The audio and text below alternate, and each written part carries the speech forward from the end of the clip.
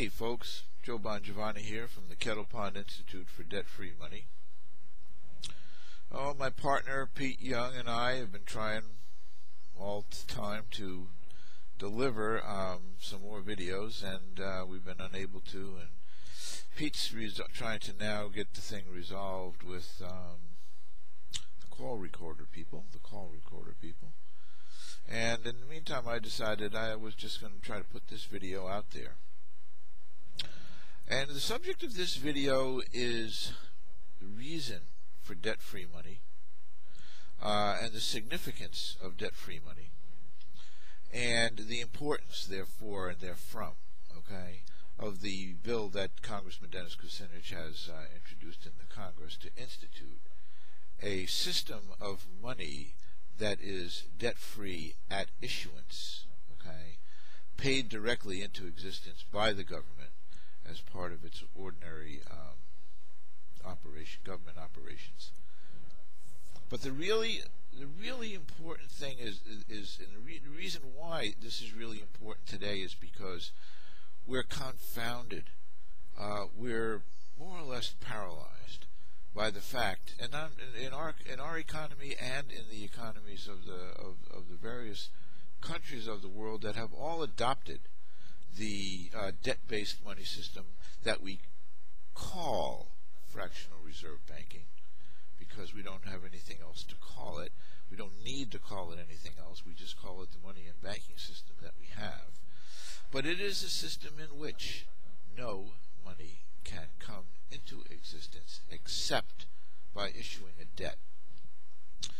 And the culmination of approximately 100 years of having this debt money system in place is this economic paralysis. So what's the issue then? What's really the most important issue that we think that people should come to understand and to think about as a basic foundation, background issue? And it is this: we need to figure out how to have money, which is the medium of exchange for the national economy, and nothing except the means of exchange for the national economy as far as the national economy itself is concerned, without having any debt associated with it in order for it to exist. Now, this is a concept, this basic, kind of concept about debt-free money was primarily first introduced into economic discussions by Nobelist Frederick Soddy, who was a Nobel Prize winner in chemistry, who upon seeing that the benefits of science were not accruing to humankind, but were accruing to first militarization of and industrialization in ways that actually hurt humankind, to trying to figure out why we had a system that could not deliver the abundance that mastering the science of thermodynamics actually that we couldn't bring that into plenty and abundance for the people. And so he studied the economic system as the method by which it's delivered, and found under the economic system that it had a failed design in the money system. And I invite everyone to read Frederick Soddy's lecture on Cartesian economics, in which pretty sure the title is on the bearing of physical science. That is to say, the reality of everything that we know about science, on the bearing of physical science upon state stewardship. State stewardship. You have a national economy, you have state stewardship of that national economy. Otherwise, you don't have a national economy. And you either have a national monetary system that enables that state stewardship to provide, and on a physical reality level, the delivery of the potential abundance that the physical economy can deliver or not, in which case he found not. Okay? And in his lecture on Cartesian economics, he laid out the fact that why the applying of physical reality and the applying of physical science necessitates a use of the money system to sustain human well-being is just as important to life as the sun is to life on the planet. That is to say that all energy derives naturally from the sun, in our case from the sun, in our system. And we have to treat the world going around and the benefits of the people of the world as if the sun must continue to flow. Now, he relates that to the fact that you can't keep taking out sun, okay, which is what happens when we get into something like the fractional reserve banking system, okay, that the continuing withdrawal of the tax from the inflows of the wealth-creating potential of energy that we all possess, that we all deliver, that we all participate in, that cannot be sustainable. Okay, and so he says we need to apply a more holistic, more physical reality-based method for having a money system. And in so doing, he came out with, and is talking about now into the 1920s primarily, okay, and then right on into the 30s, in which he came out with his proposals for what needed to happen with wanting to reform the money system. Now, most of the reforms that he started to bring out in the 20s and into the 30s have actually been implemented in the monetary system. But one has not, and that is the creation of money without debt. Okay? So, people throughout history picked up on Saady's work and built upon Saady's work, and there's now a field of economic thought called ecological economics, okay? And although most people will say that it didn't really start, until in the 50s and the 60s, in fact, when you look at the foundation that people applied to ecological economics, you will find it in that physical reality.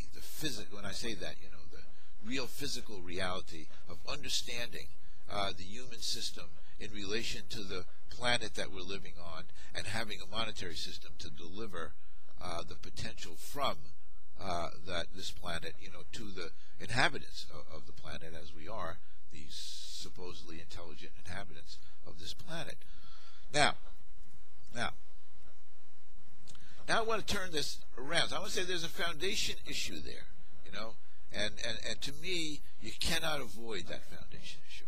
We have to tie together the existence of physical reality, okay? In other words, how are we going to preserve the environment that we all need to share if we are not able to have a monetary system that does not allow the externalizing of any of the negative effects of industrialization or modern civilization, modern economies, to be put off onto the commons while the benefits of it are taken upon for private gain, so that transaction cannot in fact continue to happen. We have to internalize into the cost of utilizing the resources of the planet with a monetary system that ensures that it happens. Now, so what's going on today? What's going on today? Well, what we have today is an incredibly productive system in the national economy, in the global economy, okay? An incredibly productive system. We're able to produce incredible amounts of wealth, of real wealth, within this economy. We have the people that are intelligent, trained. We have people wanting to work and willing to work, and all they want out of it is a living wage so that they can have a reason to get up and go to work. And yet, we don't have the ability to put those people to work. Why is it that we have 25 to 30 million people sitting on the sidelines in this country not producing anything? The answer is debt. That's the answer. When Christine Lagarde says I've never been so afraid. She means afraid of the collapse of the financial system. How does the financial system collapse? The financial system will collapse under debt money on the days that we recognize and therefore have the impact, okay, of the fact that we cannot create enough debt money, debt-based money, new debt-based money, to make the interest payment on the debt-based money that's already out there. That's the collapse. That's beyond insolvency. We're already insolvent. Okay. Our national economy and the global economy is a dead man walking. Now it's being kept up by the fact that we have intravenous feeding mechanisms. We have mechanisms that allow us to continue to pump things that serve as if it was something that was keeping the economy going. But it's not. If it was keeping the economy going, we'd have more and more people, working all the time, and we don't. Okay, and so what we have is a system where we have too much debt, and in order to pay down debt, because all money is debt, we keep taking money out of the economy. And you have liberals, like Paul Krugman and many others, okay, who say that the thing to do about that is just to ignore the debt. Is to ignore the debt and just continue to have the government, sector, as if this was a problem of economics. You see, it's not a problem of economics. It's a problem of the bearing of physical science upon state stewardship. Is what it is. And Paul Krugman doesn't recognize it. He sees everything as the economic. So in other words, it's all boiled down to a Keynesian versus post-Keynesian versus, what have you, a form of a discussion. Now, who has the most information about that, etc., etc. And it's not about that. If we are going to be able to put the people back to work and to achieve the benefits that having all of the capacity that we have to deliver a productive economy back upon the people, to the people who actually will create the wealth by using their labor and their energy inputs, again, this all goes back to Sadi's concepts, okay? If we're going to be able to do that, then we need to be able to have a money system that can function without debt. Now, that doesn't mean there won't be debt in the economic and banking system. That once money is created, is issued, I should say, and it is deposited into the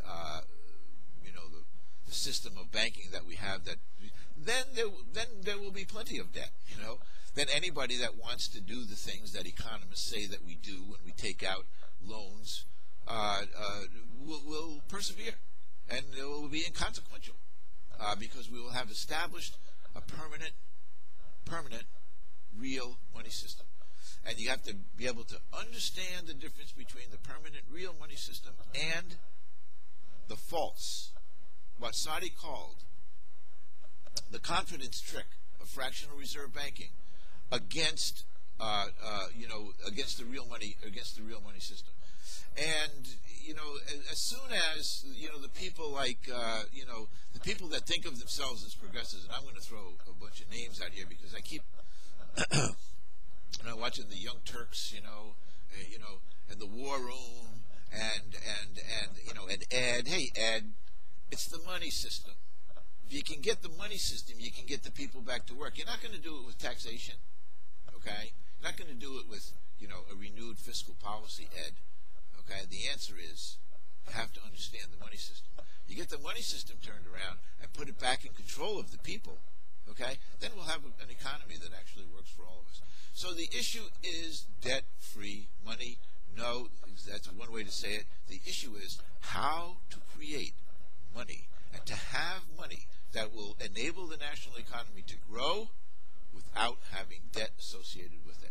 That's the key that's out there. That's the not the mystery, okay, but it's kind of the riddle that's out there that needs to be solved.